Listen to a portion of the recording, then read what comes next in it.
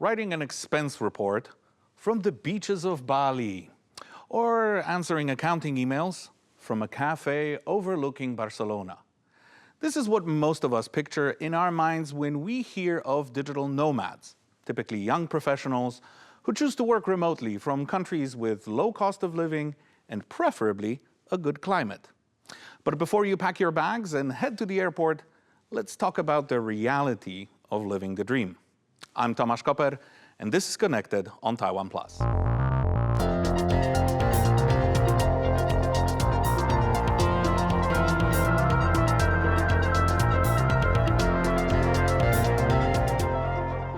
To give us a tour of this new mode of work, we are joined today by Olga Hannonen, a visiting researcher from the business school at the University of Eastern Finland, who is currently in Las Palmas de Gran Canaria in Spain. Wow.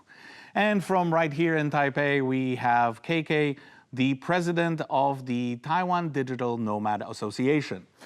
Welcome both of you to the show. Olga, I want to start with you. Could you give us an idea who a typical digital nomad is in 2025? Yeah, a digital nomad is a person who travels while working and work while traveling. So the general understanding is that digital nomad is a rather homogeneous group of Westerners that have powerful passports and have extensive travel possibilities, and who engage in working remotely, so they can work through digital means of communications and online. Though in 2025, we have a little bit different picture because we had a pandemic that has diversified the typical digital nomad. So we see new types of people entering this lifestyle. So we have traditional office workers who become remote and tried this lifestyle at some point. And also some families with children. Also, the age of digital nomads has diversified. So we do not only have those in their 20s, 30s, and maybe early 40s, but also, let's say, older digital nomads today. Well, hopefully TV presenters could get on that list at some point in the future, not just office workers. Until then, KK, you work with the Taiwan Digital Nomad Association, which is focusing on integrating government and industry resources to better support digital nomads here in Taiwan. So what exactly do you do in that capacity, and can you do it from a beach in Kending?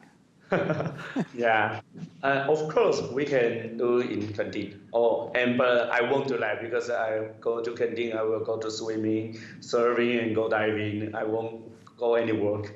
And what we exactly do is we help governments because government they need talents from the foreign countries and they want to improve the local industry. And for private companies, they need some talents for some projects, and they also want some customers. And for communities, they have lots of talents and they want some resources. So what we do is something like a resource reallocation. So we help to bring some resources from government, from private company, and bring them to the community, to the campus. So we do this organization for reallocate the resources. Let's take a look at what the numbers say about digital nomads. According to nomads.com, under half, or 44% of digital nomads worldwide come from the United States. The United Kingdom is a distant second at 7%, followed by Canada and Russia, each accounting for 5%, with Germany's 4% rounding off the top 5. And where do these digital nomads go? Well, according to the portal Visa Guide, Spain, United Arab Emirates, Montenegro, the Bahamas, and Hungary seem to be the top destinations due to factors like internet speeds, tax policies, minimum income requirements, healthcare, tourism popularity, and the cost of living. So, Olga, beyond visas and internet and transportation and some of the things that we named there, are there other factors, maybe cultural factors, that are fueling this trend towards digital nomadism? Yeah, I would not say visa is a very attractive factor at the moment because digital nomadism as a lifestyle has matured and took off originally before any specific visas have been introduced. I would say that infrastructure and community are two major factors that draw digital nomads to specific locations. And there is a reason we have hotspots on the world scale. And for example, in Asia, we have Chiang Mai in Thailand or the island of Bali in Indonesia. So those locations have good co-working, co-living spaces where the ready infrastructure for digital nomads and the ready community. So digital nomads who are already in these locations, they attract other digital nomads to come. So these are the major factors, I would say. Well, on that note, KK, Taiwan only ranked 38th in the same ranking, with the largest hit to its score coming apparently from low tourism popularity. What's your take on that? It depends on which aspect you are looking for. Like for lab research, we got number 38, but for another research, we got number 12, and we are the top one in Asia. So for the tourism, because digital nomad, they combine two words, digital and nomad. So if you focus on nomad, that means, oh yeah, our score maybe is not maybe it's not higher than like Bali or like Chiang Mai, but for digital part, we think Taiwan is really good because we have higher score than the other countries in Asia. And on that note, let's take a look at what it takes to get a digital nomad visa in Taiwan. To qualify, you only need to meet one of the following three criteria. Number one, you've been previously issued a digital nomad visa from another country. Two, for those over 30 years old, you qualify if you've earned at least 40,000 US dollars in either of the past 2 years. And if you're a younger nomad, the past income requirement is half of that, 20,000 US dollars in any of the past 2 years. Once approved, the visa allows a maximum stay in Taiwan for up to 6 months.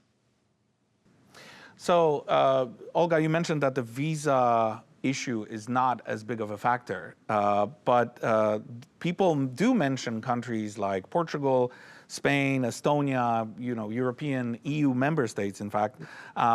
Those are popular destinations, and from your perspective, do they actually do anything in the visa and the formal realm to attract digital nomads?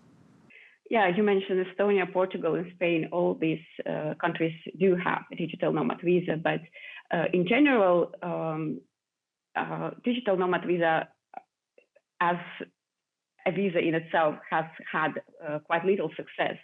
For example, Estonia, who was one of the pioneering states to launch digital nomad visa in 2020 already, so far it has issued about 850 visas in about 5 years now. So that's, you can say whether it's successful or not. Spain and Portugal launched their visas later. For example, Portugal quite late, only in 2022. Though Portugal has been successful in attracting digital nomads in a different way, because during the pandemic in 2020, they launched the digital nomad village on the island of Madeira. And I saw the numbers that about 2,600 digital nomads applied to go there, to stay in that digital nomad village. So that's a lot. During the first year only, I must say 2,600 only during the first year since they launched the digital nomad village. Since the launch of the digital nomad visa, Portugal issued 550 visas during the first 5 months. So again, whether these are big or low numbers, we need to see long-term statistics. But these numbers anyway show that those who apply for digital nomad visa is really a fraction of those who practice this lifestyle. Well, before we get to the practice and all the issues and great and the less great things that come with that. I want to stay with the legal requirements here for just a second longer. KK, so we saw the Taiwanese visa, Nomad visa requirements. How do they compare for people who want to come to Asia and be digital nomads? How do Taiwanese requirements compare to other countries in the region that Taiwan directly competes with, let's say Japan, South Korea? I know that they require stricter, there are stricter requirements that those countries impose, but they do offer longer stays. Do you think that impacts the numbers that we're seeing coming to Taiwan? I think our visa, Taiwan digital nomad visa, is much friendly than other digital nomad visa in Asia. Because for Japan and Korea, even they have a longer stay, but the income is much higher, and they also cannot do any work for their own company, their own country. If you apply a Japanese digital nomad visa, you cannot do for Japanese company. And also, why I would think is friendly because the lower income and we can attract more and more people to come. So if people want to come to Asia, they see the requirement from Japan or Korea, they will quit because they think it's very high and they cannot do more. I think we are very friendly to digital nomads from Western country to come. And this difference can make us bigger and make us more easy to gather more and more people. For those of our viewers dreaming of the nomad life, which factors matter to you the most when choosing your ideal destination?